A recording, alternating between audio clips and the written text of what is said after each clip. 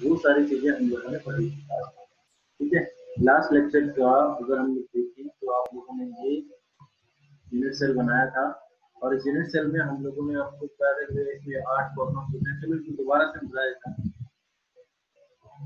ठीक है, देखिए यहाँ पर ये आपके पास यूनिट सेल है, इसमें ये जो हमें पॉइंट दिखाए थे ये क्या है, कॉर्नर्स हैं। कितने कॉर्नर्स होते हैं यूनिट सेल में? 8 कॉर्नर्स होते हैं, 8 कॉर्नर्स पे। ठीक है, ये फेस में कितने फेस होते हैं? 6 फेस होते हैं एक यूनिट सेल में। और ये लाइनें जो खींची थी ये वाली, एक फेस का डायगोनल है, एक फेस में 2 डायगोनल होते हैं। तो टोटल क्यूब वाली यूनिट सेल में कितने डायगोनल हो सकते हैं? 12 डायगोनल, 12 फेस डायगोनल। अगर बॉडी डायगोनल की बात करें तो एक यूनिट सेल यानी क्यूब में 4 बॉडी डायगोनल होते हैं, 4 बॉडी डायगोनल होते हैं, 12 एजेस होते हैं, बॉडी सेंटर एक ही होता है। ये सब चीजें आप लोगों को इस चैप्टर के लिए याद रखनी है। ठीक है, आगे चलते हैं। तो आज हम लोग शुरू कर रहे हैं इससे, that is types of unit cell. Unit cell जो है वो कितने टाइप की हो सकती है, कौन कौन सी टाइप्स ऑफ यूनिट सेल, कोई सबको क्लियर है? सर आपकी वॉइस बहुत कम आ रही है। यस सर, आपकी वॉइस कम आ रही है। अब आ रही है? यस सर, अब आ रही है। हाँ, तो पंखा चला रखा था वो बंद कर दिया। ठीक है, तो टाइप्स ऑफ यूनिट सेल जो है, यूनिट सेल हम लोग यहाँ पर पढ़ेंगे कि 2 टाइप की होती है। एक होती है सिंपल, या बोला जाए सिंपल बोल लो, या फिर हम लोग बोले प्रिमिटिव यूनिट सेल। सिंपल या फिर क्या? Primitive unit cell. ठीक है, अब सिंपल और प्रिमिटिव यूनिट सेल क्या होती है, देखिए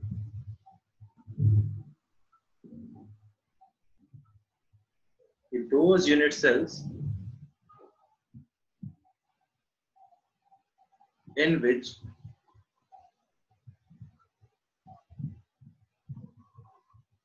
particles are only at corners, कि वो यूनिट सेल जिसमें पार्टिकल्स जो है वो सिर्फ और सिर्फ कॉर्नर्स पर हों, उस यूनिट सेल को हम लोग सिंपल या प्रिमिटिव यूनिट सेल बोलते हैं। वो यूनिट सेल जिसमें जो कॉन्स्टिट्यूएंट पार्टिकल है, कॉन्स्टिट्यूएंट पार्टिकल क्या? एटम्स, मॉलिक्यूल्स और आयंस जो हैं वो सिर्फ और सिर्फ कहां पर हों? कॉर्नर्स पे हों। Those unit cell in which particles are only at corners are called, क्या कहलाता है?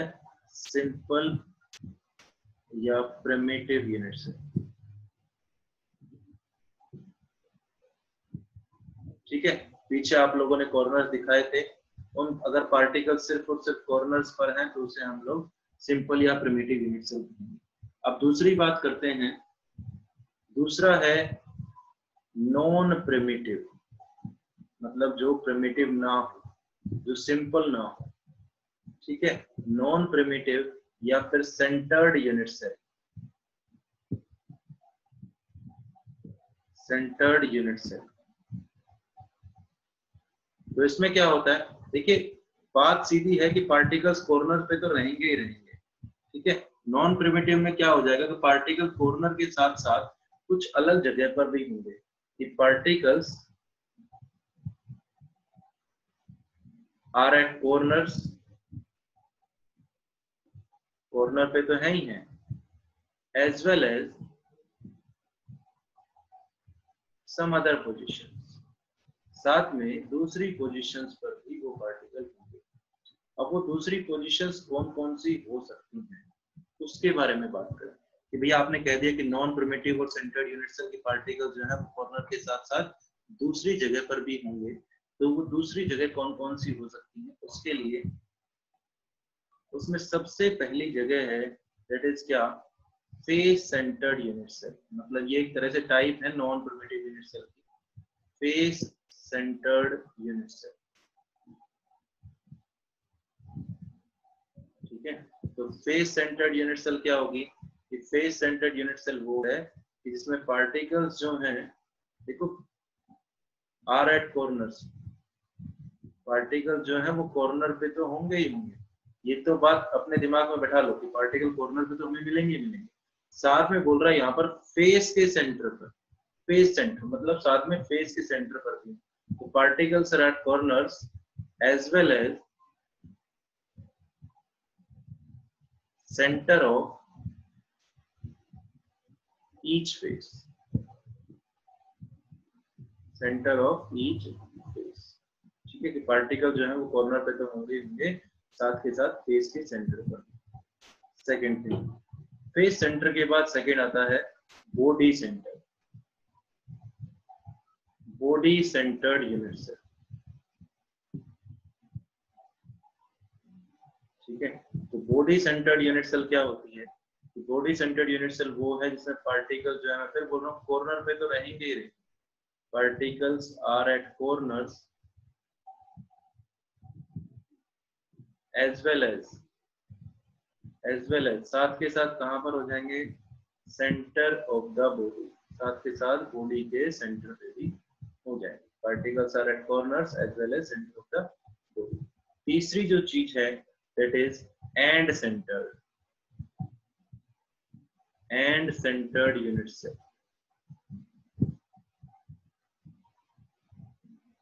एंड सेंटर्ड यूनिट सेल, ठीक है। एंड सेंटर्ड यूनिट सेल क्या होगा कि पार्टिकल्स जो हैं are at corners as well as centre of two opposite faces, दो अपोजिट फेस के सेंटर पर भी, centre of two opposite faces. यहां तक राइट डाउन कर लिया सर? जिसने राइट डाउन नहीं किया एक मिनट, जल्दी कर लीजिए, फिर आगे चलते हैं।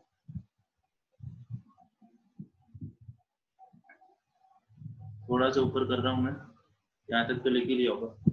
ठीक है, अब उसके बाद फोर्थ टाइप जो आती है दैट इज आती edge centre, edge centred unit cell.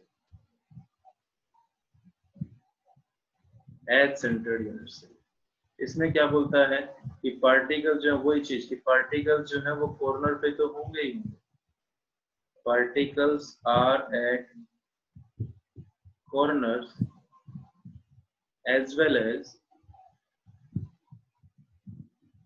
Centre as well as centre of each edges, जो एजेस हैं उनके सेंटर पर भी।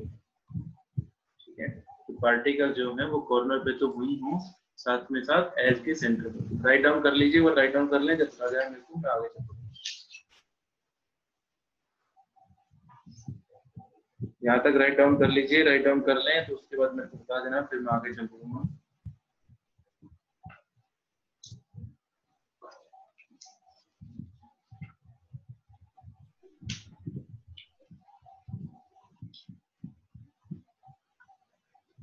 कर लिया? Yes sir. ओके ओके, ठीक, आगे चलते हैं। अब कहता है कि on the basis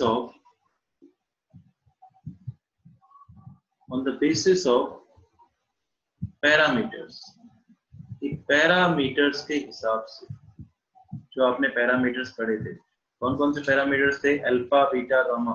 जो पैरामीटर्स आपने पढ़े थे, on the basis of parameters there are 7 type of crystal system. 7 type का क्रिस्टल सिस्टम होता है।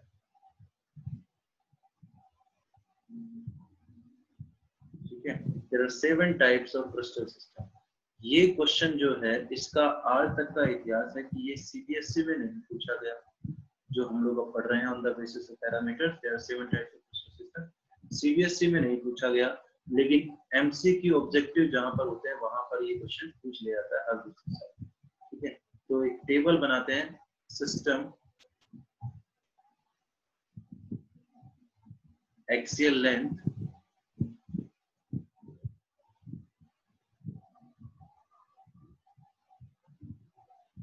एक्सियल एंगल्स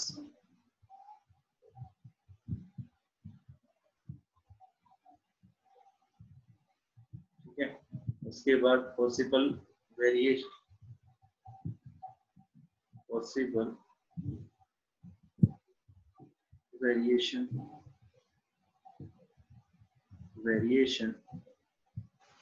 कौन कौन से अरेंजमेंट हो सकते हैं, और एग्जाम्पल के ऊपर इतना वो मत करना कि एग्जाम्पल कैसे याद करने, कैसे एग्जाम्पल की कोई टेंशन, बस ये जो है वो आप लोगों को याद। मेरी लाइनें थोड़ी टेढ़ी मेढ़ी रहेंगी भाई, आपको पता है। सबसे पहले सिस्टम की बात करें, सबसे पहला सिस्टम जो है वो क्यूबिक सिस्टम है। सबसे पहला जो सिस्टम है वो क्यूबिक सिस्टम है।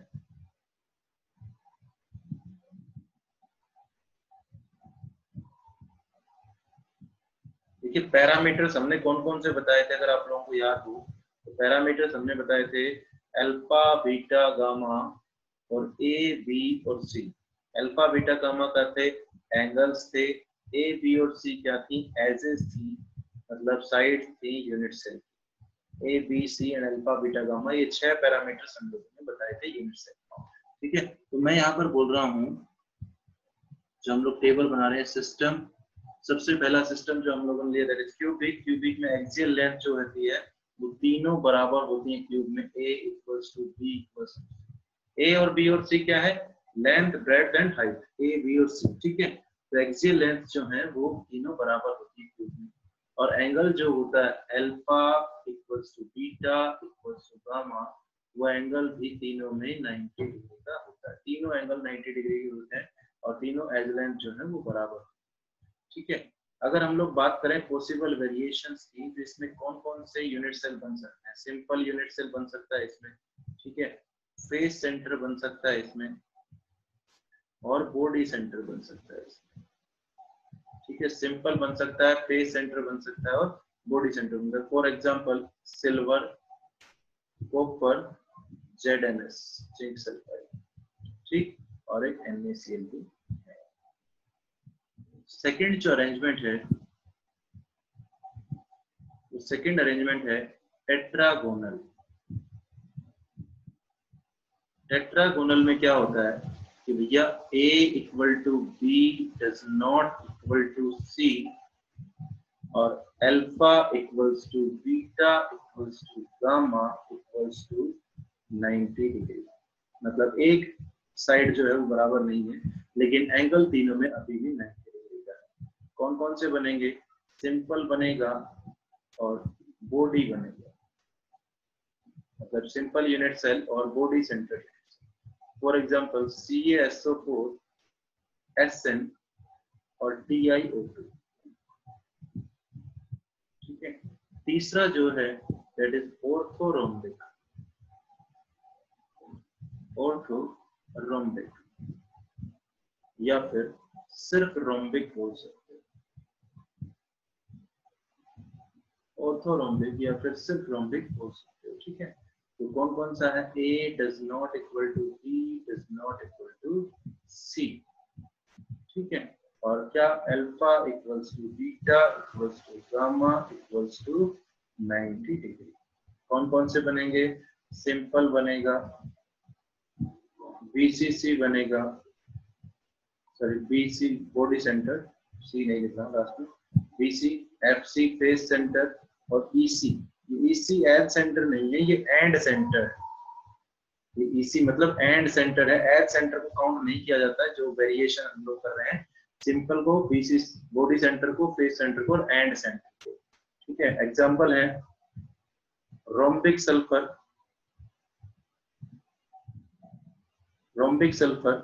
KNO3। ठीक है, नंबर 4 पर हम लोग आते हैं। नंबर 4 है मोनोक्लिनिक। मोनोक्लिनिक। ठीक है, तो मोनोक्लिनिक के लिए क्या होता है, A does not equal to B does not equal to C. ठीक है, और क्या होगा, alpha equals to gamma equals to 90 degree does not equal to beta. ठीक है, a does not equal to b does not equal to c, alpha equals to gamma equals to 90 degree does not equal to beta। ये जो बनेगा इसमें कौन कौन से बनेंगे, सिंपल बनेगा और कौन सा बनेगा, और इसमें एंड सेंटर बनेगा। ठीक है, for example Na2SO4 into 10H2 और मोनोक्लिनिक सल्फर। नंबर 5 की बात करें तो नंबर 5 पर आता है ट्राइक्लिनिक। ट्राइक्लिनिक, ठीक है, ट्राइक्लिनिक में क्या बोलते हैं कि A does not equal to B does not equal to C, alpha does not equal to beta does not equal to gamma does not equal to 90 degree. Alpha beta और gamma जो है वो बराबर भी नहीं है और वो 90 डिग्री की में भी नहीं है। कौन सा बनेगा, सिर्फ बनेगा सिंपल यूनिट सेल।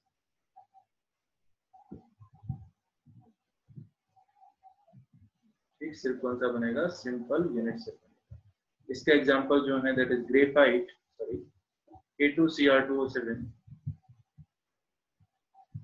A2Cr2O7। ठीक है, अगला आता है नंबर 6।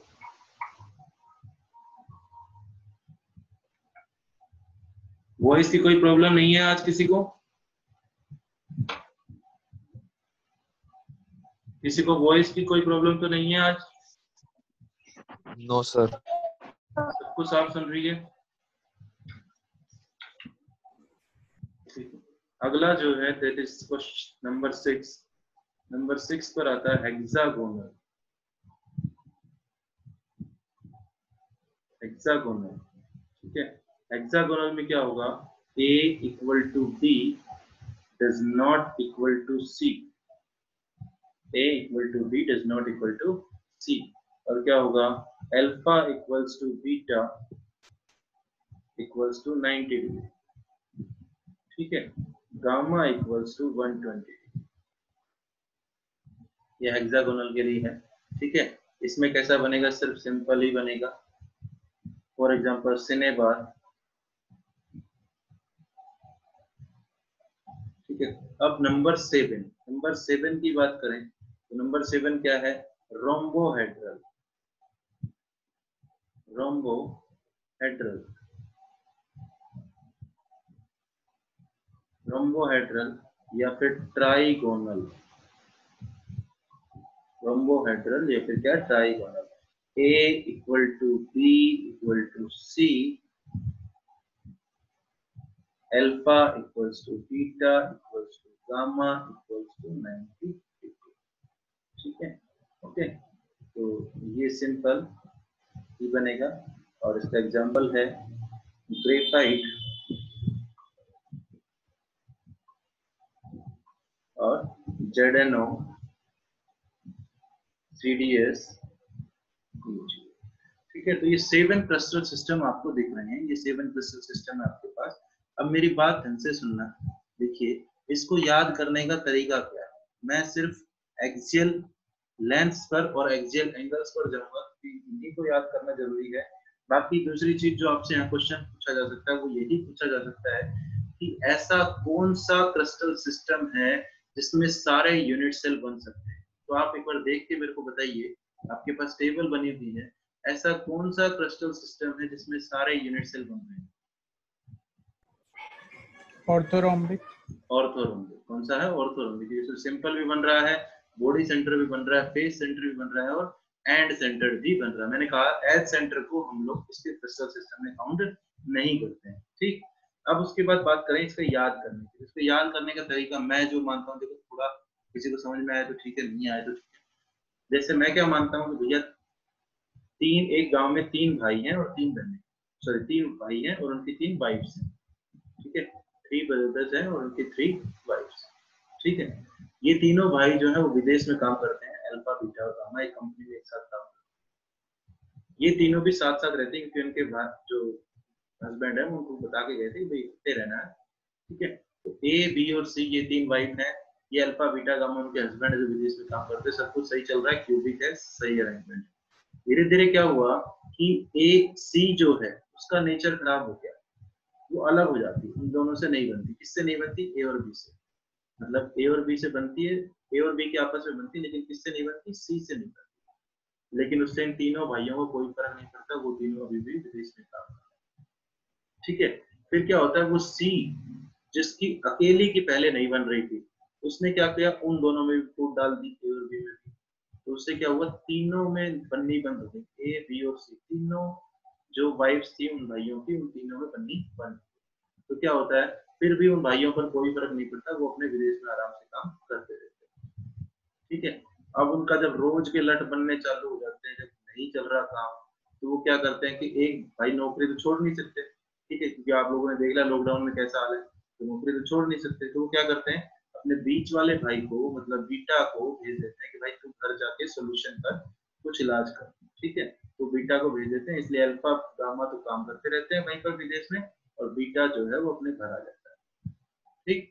थोड़ी थोड़ी देर बाद क्या देखते हैं कि बीटा के समझाने से भी कोई सोल्यूशन नहीं हुआ, वैसे के वैसे ही, तो वो कह देता है अपने भाइयों को फोन करके कि तुम लोग भी आ जाओ, और अलग अलग हो जाते हैं, यही सोल्यूशन, मतलब न्यारे हो जाए, बोले ना गांव में न्यारे हो जाते हैं, अलग अलग हो जाते हैं।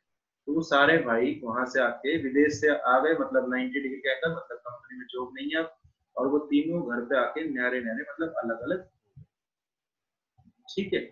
उसके बाद जब वो तीनों न्यारे न्यारे होने लगे तो उन्हें पता चला कि महंगाई क्या होती है, क्योंकि नौकरी भी नहीं है। तो महंगाई क्या हुई, तो इससे ए और बी फिर जो है वो साथ साथ रहने लग गई, सी से अभी बननी बन गई, क्योंकि सी तो नक्सड़ी है शुरू से, ठीक है। तो ए और बी के आपस में सही बन गई, ठीक है। उससे क्या हुआ, ए और बी के जो हस्बैंड है वो दोनों एक कंपनी में काम करने लग गए साथ साथ, क्योंकि उनकी वाइफ आराम से रह रही है, ठीक है। और गामा जो है मतलब तीसरा जो है, उसकी वाइफ अलग और वो भी अलग अलग काम, ठीक।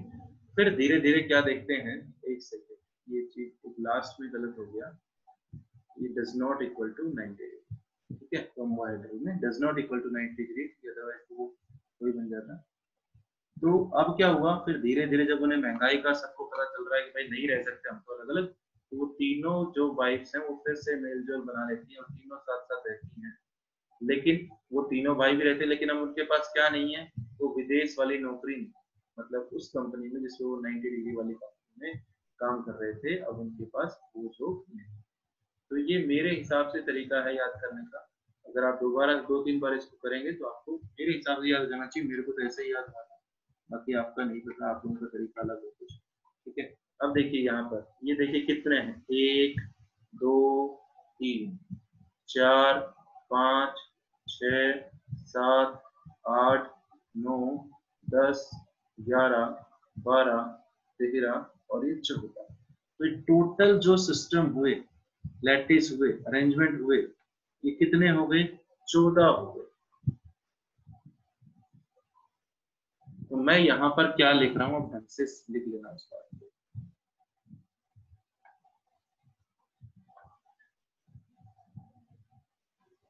The 14 lattices, ये जो 14 lattices बनी है, 14 lattices corresponding to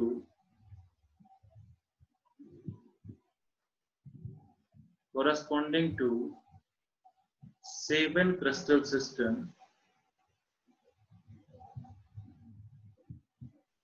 7 crystal system are known as Bravais lattice. Bravais lattice, ठीक है।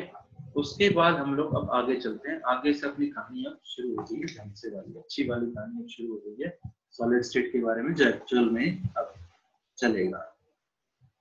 ओके, देखिए अब सॉलिड स्टेट के बारे में सबसे पहली बात, इस पूरे चैप्टर में आप जो पढ़ेंगे वो क्यूबिक अरेंजमेंट के बारे में पढ़ेंगे, और क्यूबिक में 3 बन रहे थे, कौन कौन सा बन रहा था, सिंपल बन रहा था, बॉडी सेंटर बन रहा था और फेस सेंटर बन रहा था। पूरे चैप्टर में इसी का जिक्र होगा, इसी के बारे में पढ़ेंगे, लेकिन एक बार हम लोग कंट्रीब्यूशन या नंबर ऑफ पार्टिकल्स निकालेंगे, वो हम लोग सबके लिए निकालेंगे, ठीक है। तो मैं बोल रहा हूँ कंट्रीब्यूशन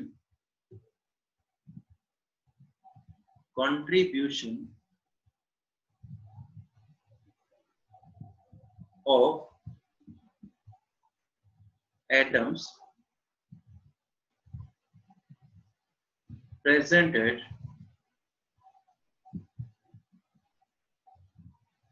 different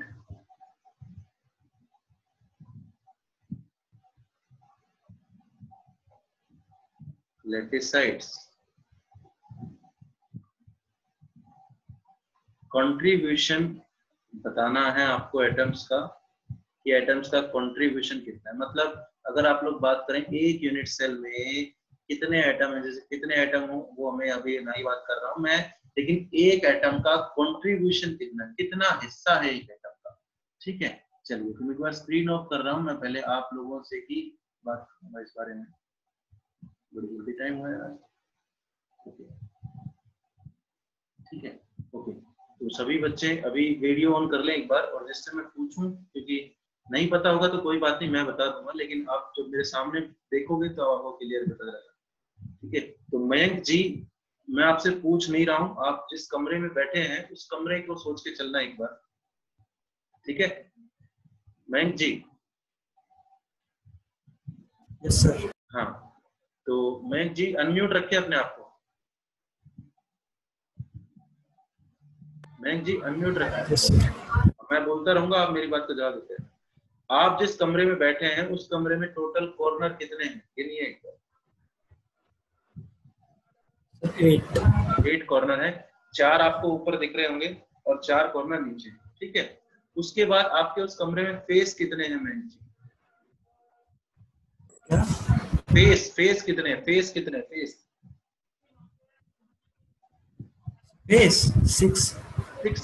देखो फेस कैसे, फेस मतलब जैसे हम लोग फेस किस में देखेंगे? सामने हमारे घर में सामने वो लगा होगा, शीशा लगा होगा, उस पे देखेंगे। शीशा किस पे लगता है? दीवार पे लगता है। तो दीवार पे कहाँ शीशा लगता है? 1 दीवार, 2 दीवार, 3 दीवार, 4 दीवार, 5 दीवार, 6 दीवार। टोटल 6 फेस होते हैं आपके उस यूनिट, एक क्यूब में, एक यूनिट सेल में। ठीक है, आपको कॉर्नर पता चल गया, पहले बता चुका था मैं कल भी। 8 कॉर्नर्स होते हैं, 6 फेसेस। ठीक है, बॉडी का एक ही सेंटर होता है। ओके, अब मैं एक बात कर रहा हूं, मेरी बात एजेस कितनी है मयंक जी? साइड्स कितनी है एक कमरे में? 12 एजेस हैं। ठीक है, तो मयंक जी एक बात सुनिए मेरी, आपके जस्ट बगल में एक कमरा है। ठीक है, लेट अस सपोज दैट आप जिस कमरे में बैठे हैं उस कमरे की दीवार आपके कमरे से टच हो रही है। कौन सी दीवार वाला कमरा टच हो रहा है बताइए हमें। ये वाला। ठीक है, मयंक जी के मेरे हिसाब से लेफ्ट वाला या राइट वाला होगा, आप अपने कमरे के हिसाब से देख लेना। ठीक है, आपके लेफ्ट राइट में कौन से कमरे की दीवार टच हो? किसी के दोनों साइड में टच हो रही होगी।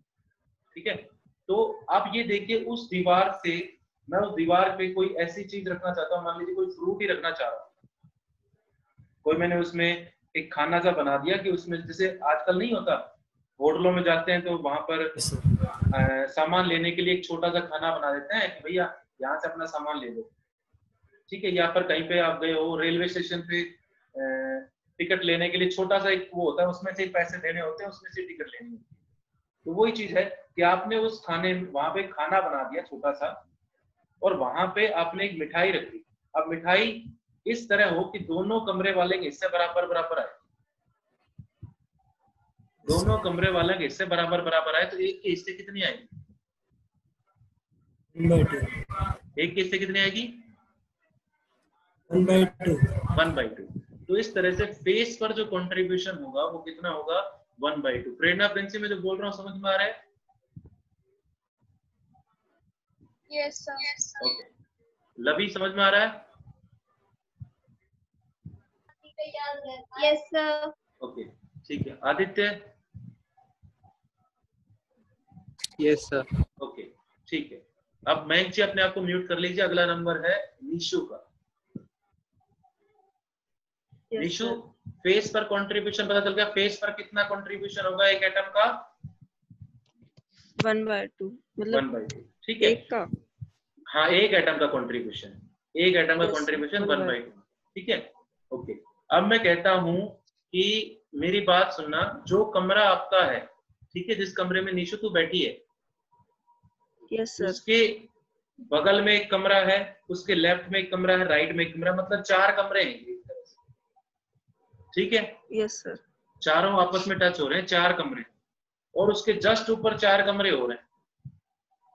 Yes sir. टोटल कितने कमरे हो गए? 8। अब तेरे हिसाब से मान लीजिए मैं कहूं ये कॉर्नर जो है, ये कॉर्नर, ये सारे कमरों का टच है, एक कॉमन कॉर्नर है। आप देखोगे ना, जब उस 8 कमरों को देखोगे तो उनका एक कॉर्नर आपको ऐसा मिलेगा जो सभी कमरों का सेम होगा। Yes sir. तो आप ये बताइए, मैं उस कॉर्नर पे एक एटम रख रहा हूं या कोई एक गोला रख रहा हूं, और मैं चाहता हूं कि सभी एटम्स के हिस्से बराबर बराबर आए, सभी Yes, sir. यूनिट सेल के सभी कमरों में हिस्सा बराबर बराबर जाए। एक एटम, एक गोला वहां रख रहा हूं, तो एक यूनिट सेल के एक कमरे के हिस्से कितना आना चाहिए? सर 1/8। 1/8 आना चाहिए। कितना आना चाहिए भैया? 1/8। आप इसको इस तरह से समझ सकते हो, आपके घर में अगर चौकोर डब्बे हों तो 8 चौकोर डब्बे ले लो, 4 लगा दिए नीचे, 4 उसके ऊपर लगा लो, एक कॉर्नर बीच में कॉमन है कहीं पर, उस कॉर्नर पे अगर हम कोई आइटम रखते हैं तो एक के हिस्से कितना आएगा? एक के हिस्से कितना आएगा? 1/8। कितना आएगा? 1/8। 1/8। ठीक, 1/8। ओके। अब मैं कहता हूं दूसरी बात, फेस सेंटर की बात हो गई, कॉर्नर की कंट्रीब्यूशन, कॉर्नर पर कंट्रीब्यूशन होगा 1/8, फेस पर कंट्रीब्यूशन होगा, आदित्य गोयल कितना होगा फेस पर? Aditya Goyal, 1/2। Aditya Goyal, Goyal yes sir. Face पर कंट्रीब्यूशन कितना? 1/2। कॉर्नर पर? कॉर्नर पर जो चारों का कॉमन कॉर्नर है 1/8। 1/8, ठीक है। आठों का, चारों का नहीं, अदिति गोयल आठों का। 8 बॉक्स लगाए ना आपने, आप स्पेस ले, मेरी बात सुनना आठों का। हाँ, अब मेरी बात सुनना। अगला नंबर है शुभम मित्तल जी, नेटवर्क कनेक्शन ठीक है आपका? Yes sir. शुभम मित्तल जी, आप एक बात बताइए, आपने क्या किया, आप जिस कमरे में बैठे हैं उसके लेफ्ट में एक कमरा है, उसके फ्रंट में एक कमरा है, और उस फ्रंट वाले के एक कमरा हो रहा है। कितने कमरे हो गए टोटल? वही 8 कमरे बना दिए आपने। Yes sir. ठीक है। अब मैं कहता हूँ ये कॉर्नर देखना, ये कॉर्नर, मेरी बात देखना, जैसे मैं क्या बोल रहा हूँ, मेरे सामने बात सुनना, मैं इस कमरे में बैठा हूँ, मेरे सामने एक कमरा है, ठीक है, मेरे इधर एक कमरा है और उसके बगल में भी एक कमरा है, ठीक, इसके ऊपर भी एक कमरा है, उसके ऊपर भी एक कमरा, टोटल कमरे कितने बना दिए आपने? 8 बना दिए। मैं कहता हूँ ये कॉर्नर, ये लाइन जो एज है आपकी, ये लाइन की बात कर रहा हूँ, लाइन के एज की, वो लाइन कितने कमरों की लाइन है?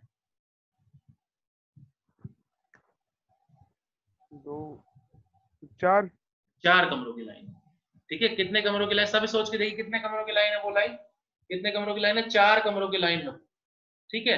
तो अगर वो लाइन 4 कमरों की है तो एक एटम को रखते हो तो एक यूनिट सेल के हिस्से कितना आया? 1/4। 1/4। तो ये एज पे रखा था हमने, इस पे रखा था एज पे, तो एज पर कंट्रीब्यूशन कितना हो जाएगा? 1/4।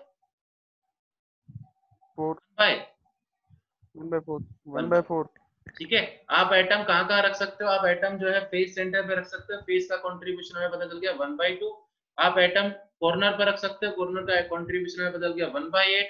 आप एटम जो है वो एज सेंटर पे रख सकते हो, एज सेंटर का हमें कंट्रीब्यूशन बदल गया 1/4। ठीक है। अब एक जगह बच गई बॉडी का सेंटर। देखिए हर एक बॉडी का सेंटर एक ही होता है, और उस पूरे बॉडी सेंटर में, मतलब इसके अंदर, जैसे ये कमरा है, इस कमरे के अंदर एक एटम पूरा आ सकता है, कमरे के अंदर बॉडी सेंटर में, ठीक है।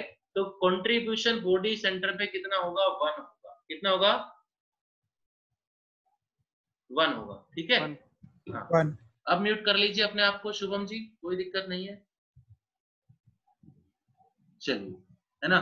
तो हम लोग बात कर रहे थे contribution of atoms present at different lattice sides, कि एटम्स का कंट्रीब्यूशन कितना होगा डिफरेंट लैटिस साइड। तो मैंने कहा सबसे पहला कंट्रीब्यूशन जो हम लोगों ने लिखा था, सबसे पहला कंट्रीब्यूशन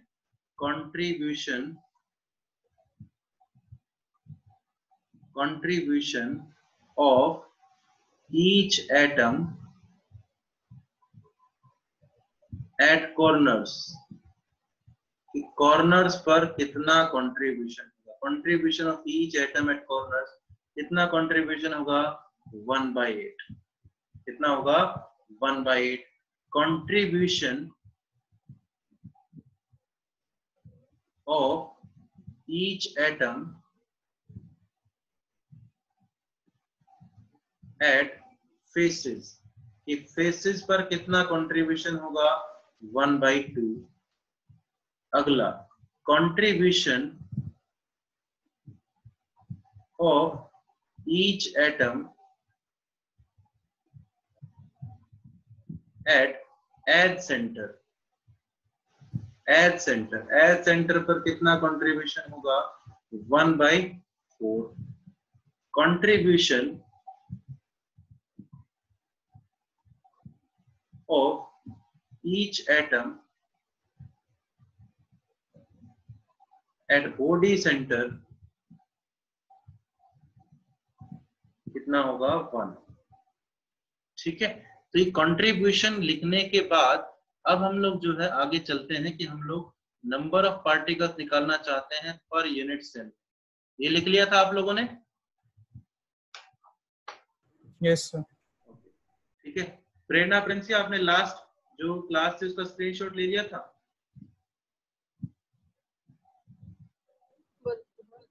नो सर। बहुत बढ़िया, थैंक यू वेरी मच। ठीक है, उसके बाद बात करें आगे कि कैलकुलेशन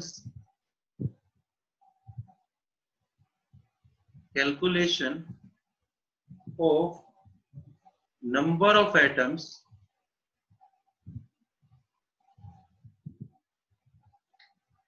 पर यूनिट सेल। एक यूनिट सेल में नंबर ऑफ एटम्स कितने होते हैं? सबसे पहला simple cubic lattice, simple cubic या फिर इसे हम लोग बोल सकते हैं प्रिमिटिव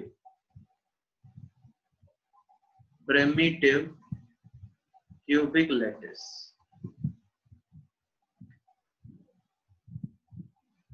सिंपल क्यूबिक या फिर प्रिमिटिव क्यूबिक लैटिस। ठीक है, तो अगर आप लोगों को याद हो तो सिंपल क्यूबिक लैटिस में हम लोगों ने लिखा था कि पार्टिकल्स जो हैं वो कहां पर होंगे? Particles are only at the corners, particle जो हैं वो सिर्फ और सिर्फ कहां पर होंगे? कॉर्नर्स पर होंगे। जैसे मैं यूनिट सेल बनाता हूं,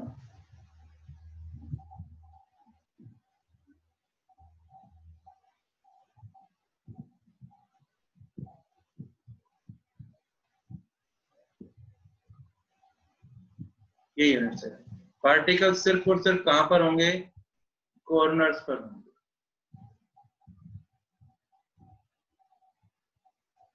ठीक है, तो आपको यहां पर नंबर ऑफ एटम्स कैसे निकालने? Number of atoms per unit cell कैसे निकालने? तो आप देखिए, एक यूनिट सेल की बात कर रहे हैं, ठीक है, और सिंपल क्यूबिक में निकालना चाह रहे हैं, तो सिंपल क्यूबिक में सिर्फ पार्टिकल कॉर्नर पर होते हैं, तो 8 कॉर्नर्स हैं इनटू 1/8 कंट्रीब्यूशन। 8 कॉर्नर है इनटू कंट्रीब्यूशन कितना है एक कॉर्नर पे? 1/8। अभी बात करी थी हमने, कंट्रीब्यूशन एट कॉर्नर्स कितना? 1/8। तो कितना आएगा? 1 एटम पर यूनिट सेल आ जाएगा। इस सिंपल क्यूबिक में 1 एटम पर यूनिट सेल होता है। सिंपल क्यूबिक में 1 एटम पर यूनिट सेल होता है। आपको ऐसे ही करना है, कॉर्नर्स कितने हैं, कंट्रीब्यूशन कितना है, फेस के लिए फेस कितने हैं, कंट्रीब्यूशन कितना है, उसी तरह से आपको निकालना है। ठीक है, सेकंड बात करते हैं। सेकंड है body centred cubic. Body centred cubic, body centred cubic, इसे शॉर्ट फॉर्म में BCC भी बोल देते हैं, बॉडी सेंटर्ड क्यूबिक। देखिए मैंने आपको कहा कि आप इस पूरे चैप्टर में क्यूबिक अरेंजमेंट के बारे में पढ़ेंगे। क्यूबिक अरेंजमेंट मतलब इसमें लेंथ ब्रेड्थ हाइट तीनों बराबर है, मतलब A equal to B equal to C, सारी एजेस जो हैं वो बराबर। Body centred cubic, body centred cubic में पार्टिकल्स कहाँ कहाँ होते हैं भैया?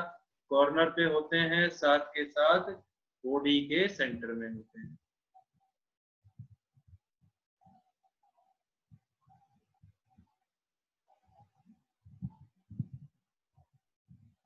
ठीक,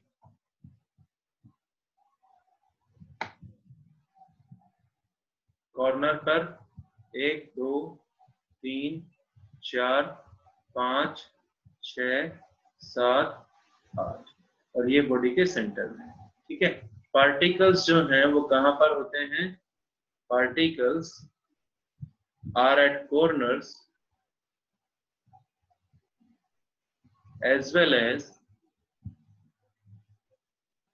centre of the body. Corners पे साथ के साथ बॉडी के सेंटर। तो यहाँ पर जब आप लोग नंबर ऑफ एटम्स निकालेंगे तो आप देखिए क्या नंबर ऑफ एटम्स कितने होंगे? 8 कॉर्नर है, इनटू कॉर्नर पर कंट्रीब्यूशन 1/8 प्लस 1। 1 क्यों लिखा? ये 1 किसका है? बॉडी सेंटर का। तो ये कॉर्नर पे 8 हो गए, इनटू कंट्रीब्यूशन 1/8, बॉडी सेंटर में तो एक ही आएगा। तो कितने एटम हो जाएंगे? 2 एटम पर यूनिट सेल हो जाएंगे इसमें BCC।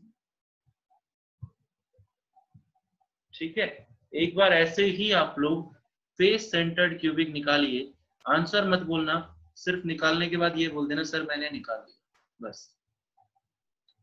ऐसे ही आप लोग फेस सेंटर्ड क्यूबिक निकालिए एक बार। जो जो निकालता जाए वो बोलता जाएगा कि सर मैंने निकाल दिया, आंसर नहीं बोलेगा। यस निकाल लिया सर। फेस आ गया सेंटर्ड, सर। 2 बच्चों ने बोला अभी।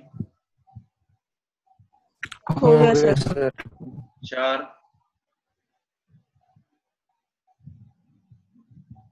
4 बच्चों ने बोला। हो गया सर। 5 6 हो गया सर। 7 8 सर हो गया। 9 10 हो गया सर। 11 12 हो गया 13 सर हो 14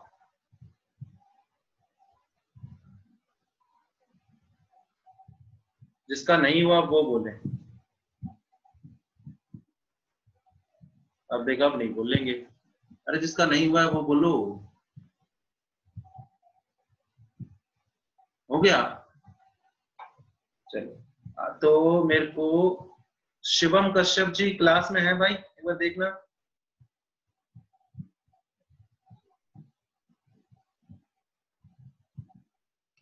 नहीं है सर।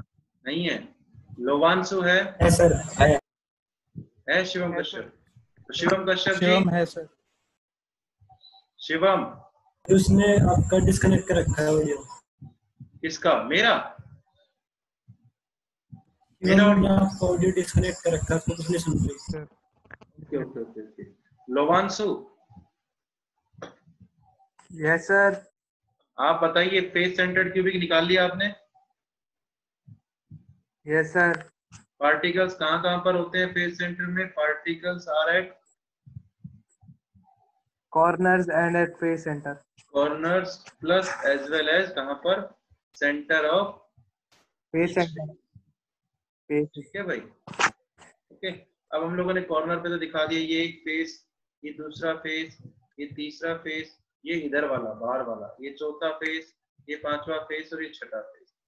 नंबर ऑफ एटम्स अगर आप लोग निकालते हो तो यहाँ पर नंबर ऑफ एटम्स क्या हो जाएंगे? 8 कॉर्नर, कंट्रीब्यूशन 1/8, फेस होते हैं कितने? 6, कंट्रीब्यूशन कितना? 1/2। कितना हो गया? 4 एटम हो गए। सही था Lovanshu ji? Yes sir. Yes yes yes sir. 4 items पर यूनिट सर। हाँ, 4 आइटम पर यूनिट से। ठीक है, ओके। अब बात करते हैं चौथे की। The fourth one is edge centred unit cell. Edge centred unit cell. तो इसके बारे में हमें आशीर्वाद जी बताएंगे। आशीर्वाद जी, क्या आप क्लास में हैं? आशीर्वाद, थोड़ी तेज बोलना क्योंकि मेरी आवाज आप तक पहुंच रही होगी अच्छे से। एज सेंटर में पार्टिकल्स कहाँ कहाँ पर होते हैं?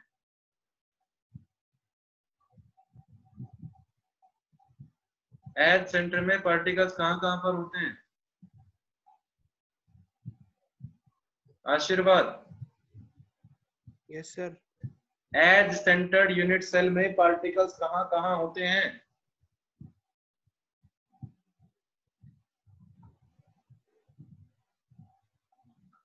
जस्ट वेट सर, इसमें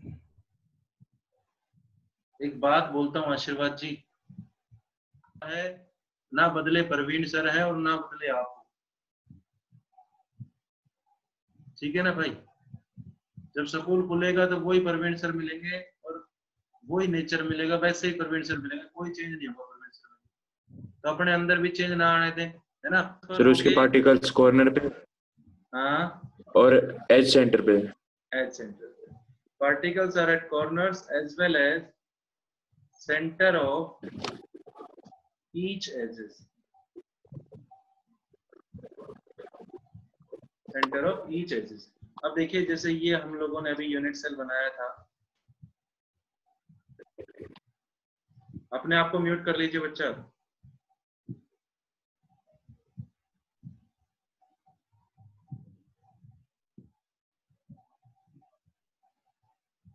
ठीक है, ये corners,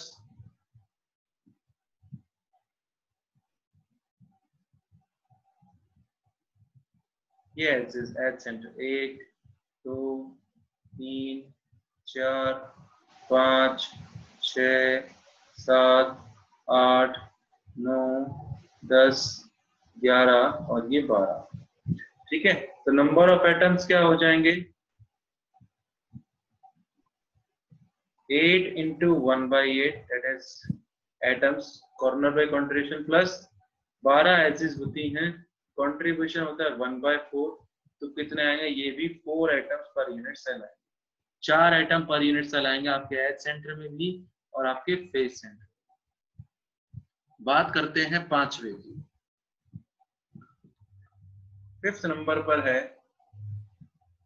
and centred unit cell, end centred unit cell. ठीक है, तो एंड सेंटर्ड यूनिट सेल में क्या होता है? पार्टिकल्स आर एट कॉर्नर्स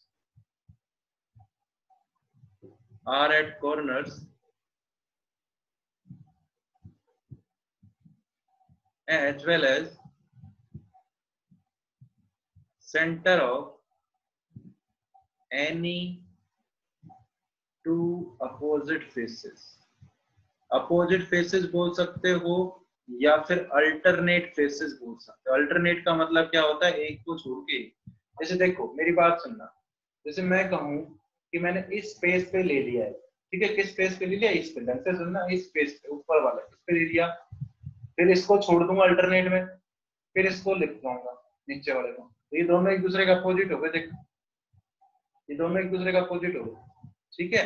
तो पार्ट, अब उसके बाद ये साइड से अपोजिट है। देखो, यहाँ लिया, यहाँ नहीं लिया, यहाँ ले लिया, यहाँ नहीं है, यहाँ पर अपोजिट है। ठीक है, तो एनी टू अपोजिट फेसेस। तो नंबर ऑफ एटम्स कितने हो जाएंगे? यहाँ पर बनाओगे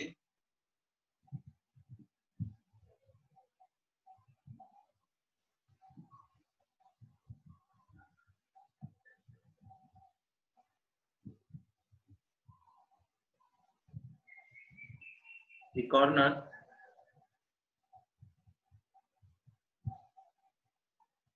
फेस के सेंटर मैंने कहा लिया, एक ऊपर वाला, एक नीचे वाला। ठीक है, तो नंबर ऑफ एटम्स जब आप लोग निकालेंगे तो नंबर ऑफ एटम्स कितने हो जाएंगे? 8 into 1/8 plus 2 into 1/2। 2 क्यों? क्योंकि दो ही फेस के सेंटर पे, और फेस सेंटर पे कंट्रीब्यूशन 1/2। कितने हो जाएंगे? 2 एटम पर यूनिट सेल। यहां तक की बात में किसी को कोई दिक्कत है तो बोलिए।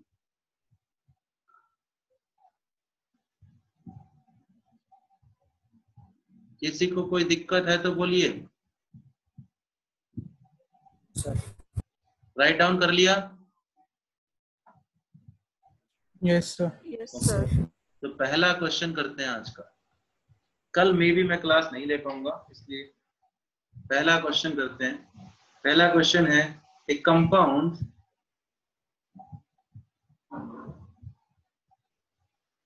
formed by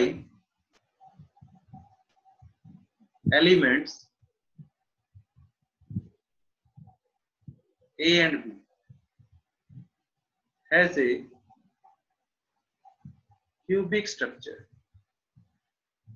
एक कंपाउंड जो है वो A और B एलिमेंट से बनता है, जो इसमें है क्यूबिक स्ट्रक्चर के, in which A atoms are at corners, in which A atoms are at the corners of the cube, and B atoms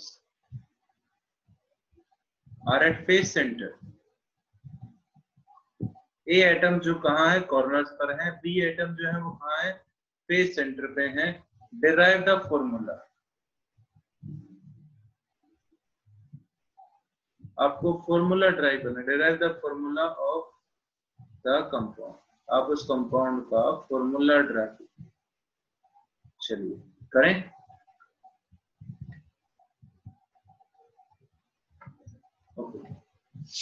देखिए अब आपको कह रहा है कि ए एटम आपके कॉर्नर पे है, तो मैं कहूँ नंबर ऑफ ए एटम्स कितने होगा पर यूनिट से। नंबर ऑफ ए एटम्स 1 होगा सर। पर यूनिट सेल। गुड निशु, बहुत बढ़िया। Number of atom per unit cell कितने हो गए? 8 कॉर्नर होते हैं। कॉर्नर पे कंट्रीब्यूशन 1/8 होता है 1 एटम। इसी तरह से आपको नंबर ऑफ बी एटम निकालने हैं। 3 हो जाएंगे सर। 3 होंगे। नंबर ऑफ बी एटम कितने हो जाएंगे? ये फेस सेंटर पे दिए गए तो 6 फेसेस होते हैं। एक फेस पे कंट्रीब्यूशन 1/2 होता है। कितने हो गए? 3 हो गए। अब हम लोग रेशियो लेके देखें, ए रेशियो बी। ए कितना है 1, बी कितना है 3, तो क्या फॉर्मूला हो जाएगा? AB3 is the formula of the compound. AB3 जो है वो फॉर्मूला हो गया कंपाउंड का। ठीक है, बोलिए कोई दिक्कत? No sir. No sir. अगला क्वेश्चन करते हैं। अगला क्वेश्चन क्या है? A cubic solid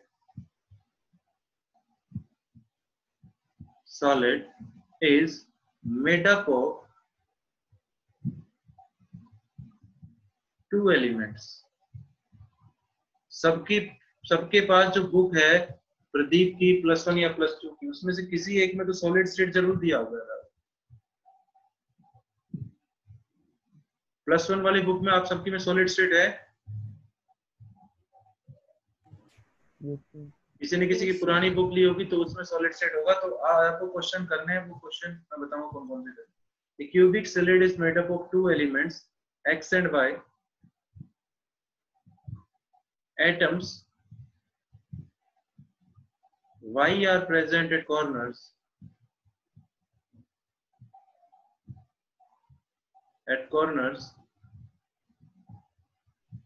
X at the body center। Sir एक बार रिपीट कर दो क्वेश्चन। आपको दिख नहीं रहा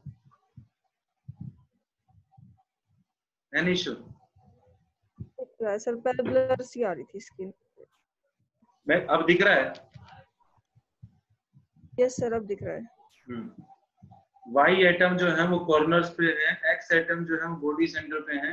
फॉर्मूला पूछा गया, what is the formula of the compound? Sir हो गया। हो गया सर। ठीक है, बहुत ही आसान है, मेरे हिसाब से हो जाएगा सबसे। कि number of x atoms yes sir निकालें। हो गया। नंबर ऑफ एक्स एटम निकालें। एक्स एटम कहाँ पर है, बॉडी सेंटर पे है, 1 ही आएगा। नंबर ऑफ वाई एटम्स निकालें, कहाँ पर है, कॉर्नर्स पर हैं। कॉर्नर कितने होते हैं, 8। कंट्रीब्यूशन होता है 1/8, कितना हो गया 1। एक्स रेशो वाई 1:1, क्या आएगा, एक्स वाई फॉर्मूला आ जाएगा। मेरे हिसाब से यही आया होगा आंसर आपको। कितना टाइम बचा होगा अभी,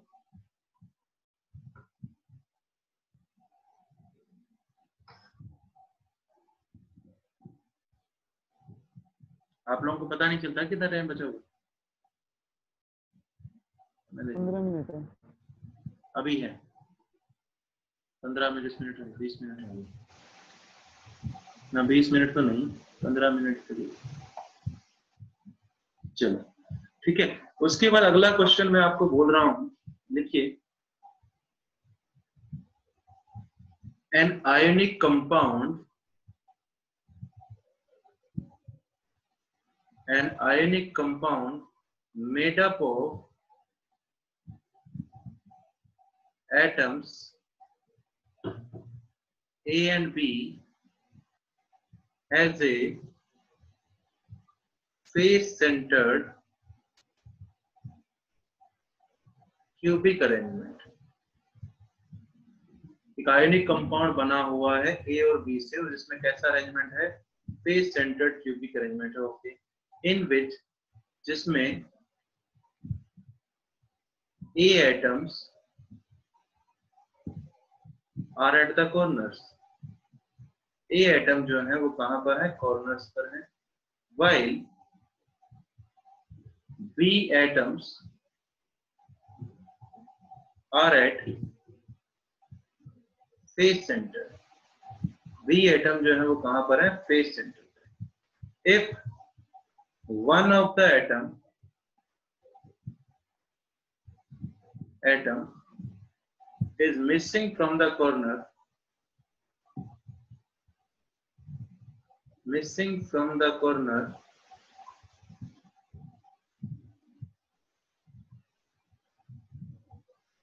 what is the simplest formula of the compound?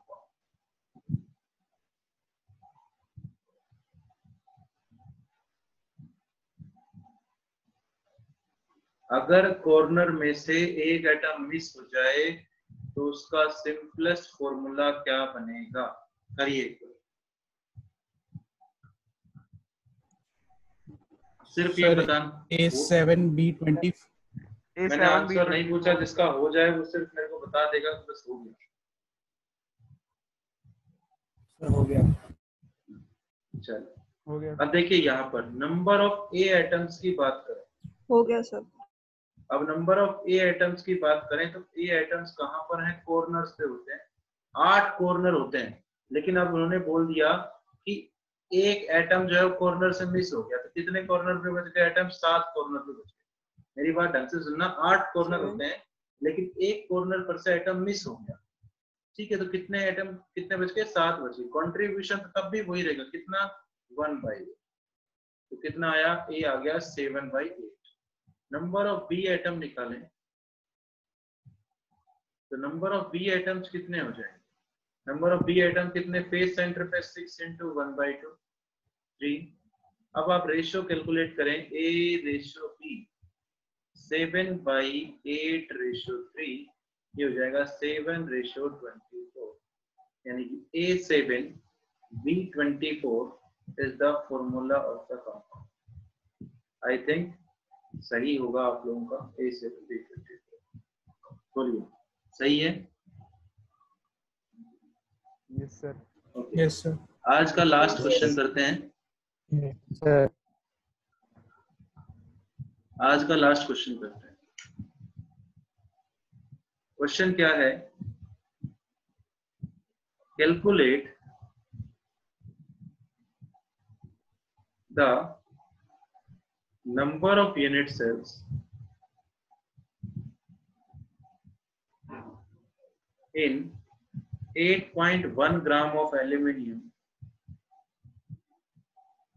if it crystallizes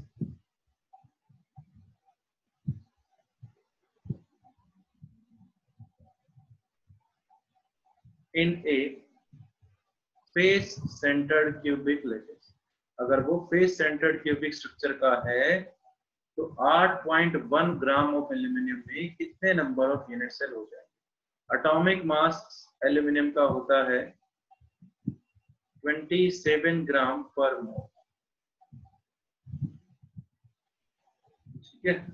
atomic mass दे रखा है आपको 27 ग्राम पर मोल, कर सकते हो।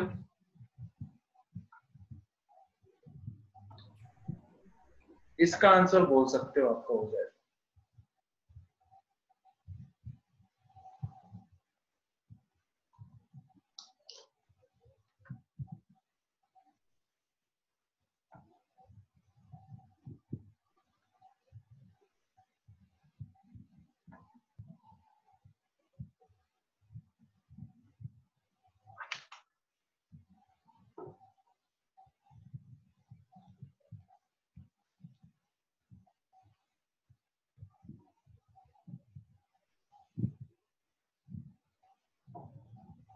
नहीं हो रहा,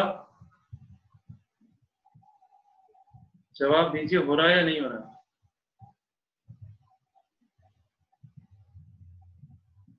मैं पूछ रहा हूँ हो रहा है या नहीं हो रहा है।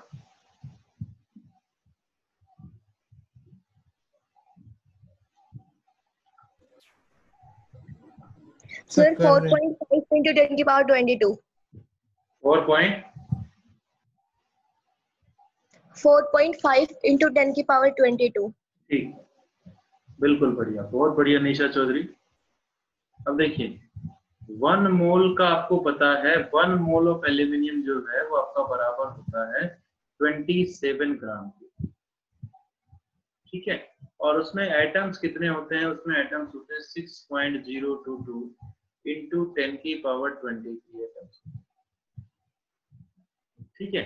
आपको यहाँ पर जो एल्यूमिनियम दिया गया वो 8.1 ग्राम दिया गया, तो मैं कह रहा हूँ 20, पहले तो नंबर ऑफ एटम्स निकालें 8.1 ग्राम में होते कितने। तो 27 gram of aluminium have atoms, 27 ग्राम में तो कितने होंगे, अवागाड्रो नंबर कितने, 6.022 10 की पावर 23।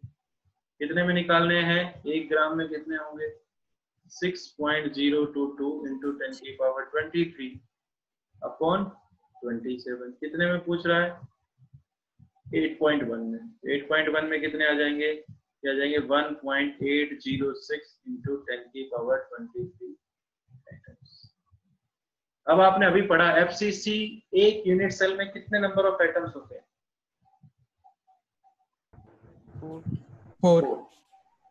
तो नंबर ऑफ यूनिट सेल कितनी हो जाएंगी, इतने एटम ऐसे कितने यूनिट सेल बनेंगे, 4 से डिवाइड कर दो। नंबर ऑफ यूनिट सेल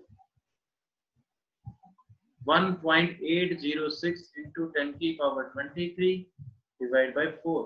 अगर यहीं पर बीसीसी के लिए पूछ लेता कितने से डिवाइड कर देते, 2 से। अगर यहीं पर सिंपल क्यूबिक पूछ लेता तो कितने डिवाइड कर देते, 1 से। अगर यहीं पर एंड सेंटर पूछ लेता तो कितने डिवाइड कर देता, 2 से। एज सेंटर पूछ लेता तो कितने डिवाइड कर देते, वही 4 से। कितना आ जाएगा, 4.5 इंटू 10 की power 22 unit cells. I think यहाँ तक किसी भी बच्चे को कोई डाउट नहीं होगा मेरे हिसाब से। कोई डाउट है तो बोल सकते हैं।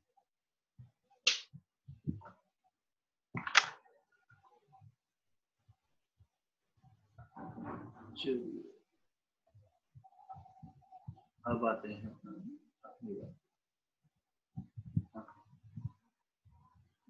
तो आप लोगों के पास, सबके पास प्रदीप की बुक है भाई, ठीक है। किसी के पास कोई बच्चा ऐसा हो कि सर मेरे पास प्रदीप की बुक +1 की भी नहीं है और +2 की भी नहीं है, कोई ऐसा बच्चा जिसके पास सॉलिड स्टेट वाला पोर्शन नहीं है बुक में, तो वो अपना अनम्यूट करके बोलेगा। वो अपने आप को अनम्यूट करके बोले एक बार जल्दी से। सर मेरे पास नहीं है। लोवान, कल्पना के पास नहीं है, लोवांशु के पास नहीं है। कल्पना 11th में केमिस्ट्री की बुक खरीदी थी सर? Yes sir. नहीं खरीदी थी या पुरानी?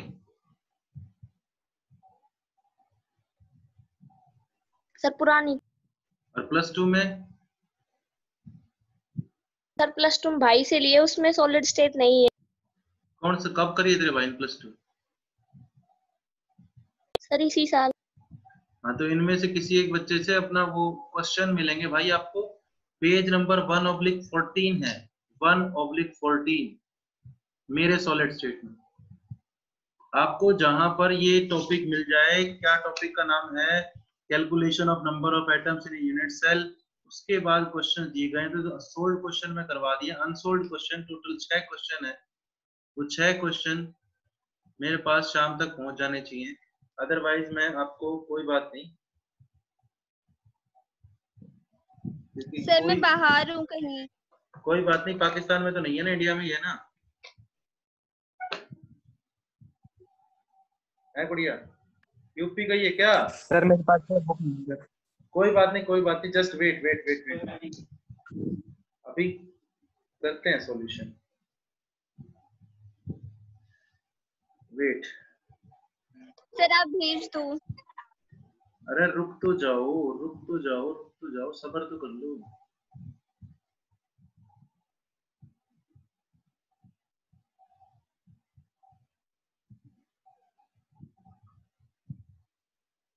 ग्रुप में चेक कर लो,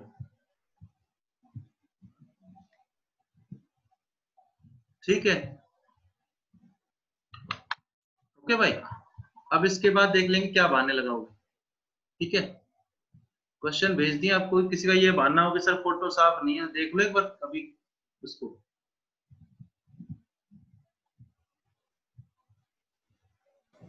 ठीक है ना भाई? क्लियर है सर फोटो। हाँ बस बस बस बस बस बस बस यही चाहिए। जो है जो आपको भेजे गए हैं 6 अनसोल्ड क्वेश्चन है, ये आपको करने हैं और बिफोर इवनिंग ये मेरे पास पहुंच जाने चाहिए, क्योंकि कल अगर क्लास नहीं हुई तो आपको ऑब्जेक्टिव का असाइनमेंट भेजा जाएगा सुबह करने के लिए, जो मेरी क्लास टाइम पे आप करेंगे, यहाँ तक जो पढ़ा है उसका, ठीक है? इसलिए डीपी भी भेजी जाएगी, वो अपना इससे पहले अपना ये काम आज ही कर लो, ज्यादा देर नहीं लगनी, 10 मिनट का काम है। Okay bye bye, take care.